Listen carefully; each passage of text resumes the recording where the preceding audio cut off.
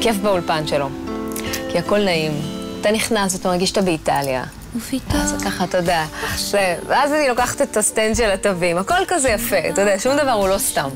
כל פריט יש לו סיבה ויש לו סיפור. ואת יפה עכשיו כמו פרח שעל שפת אגם. מה שיוצא ממני בשיר הזה, זה דבר שאני לא מכיר אצלי. אבל אתה יודע, אני מוצא את עצמי בתוך הדבר הזה בצורה הכי טבעית והכי אמיתית. אבי פועל מתוך תחושות, וזה הכוח הגדול. הוא מדליק כאילו את האור, ואז פתאום אתה רואה איפה אתה נמצא. אני עם הרבה הפרעות. כאילו, אני לא יכול להיות כזה מסודר בתהליך. הוא יכול לבוא ולהגיד, שמע, יודע מה?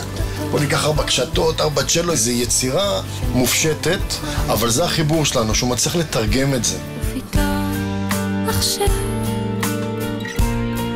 מגלה שזה פשוט. אני יכולה להקליט איתו באולפן ואני אראה פה איתו, כאילו נשבעת לך איזה וריד כאן זז, אני אדע מה הוא חושב, כאילו. מספיק שאני עושה לה כזה, ואז היא...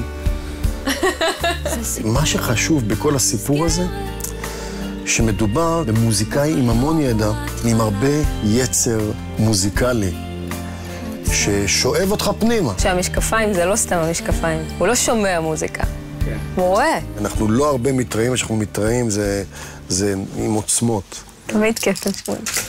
ועוד רגע כבר נרגיש בדיוק אותו דבר. את יודעת שהאושר שוב חזר.